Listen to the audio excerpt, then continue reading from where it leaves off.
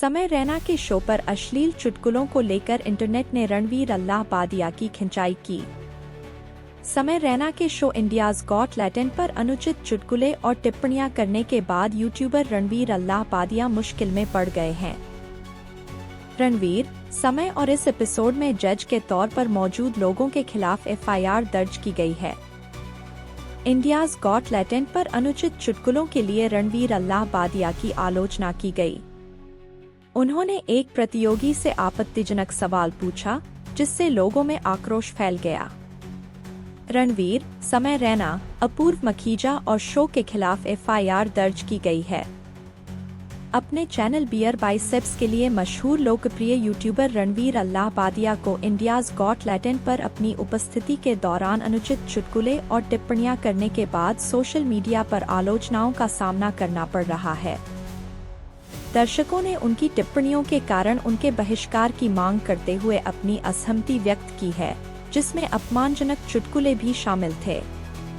अल्लाहबादिया की टिप्पणियों पर विवाद ने विशेष रूप से ओटीटी प्लेटफार्मों पर सामग्री विनियमन पर बहस को भी जन्म दिया है। रणवीर अल्लाहबादिया की टिप्पणी इंडियाज गॉट टैलेंट के हालिया एपिसोड के दौरान की गई थी, जहां उन्होंने कंटेंट क्रिएटर आशीष चंचलानी, जसप्रीत सिंह और अपूर्व मुखीजा के साथ जज के रूप में काम किया था, जिन्हें द रिबेल किड के नाम से जाना जाता है।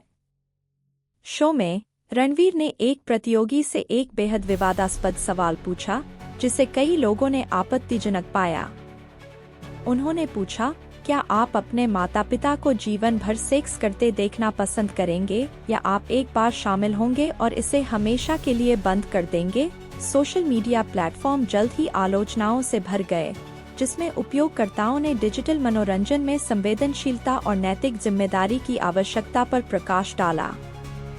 रणवीर की आलोचना करने वालों में कवि नीलेश मिश्रा और कांग्रेस प्रवक्ता सुप्रिया श्रीनेत भी शामिल थीं।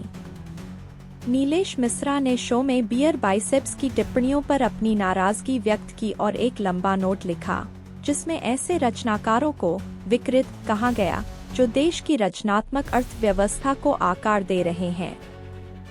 उन्होंने आगे लिखा, साधारण, भद्दा और असंवेदनशील शब्द केवल उबाऊ, अनुकूल लोगों के लिए हैं।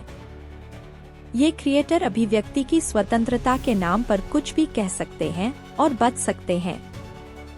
सुप्रिया ने उनकी पोस्ट पर प्रतिक्रिया व्यक्त की और लिखा, यह रचनात्मक नहीं है, यह विकृत है और हम विकृत व्यवहार को कूल के रूप में सामान्य नहीं कर सकते। यह तथ्य कि इस बीमार टिप्पणी को जोरदार तालियां मिली, हम सभी को चिंतित होना चाहिए।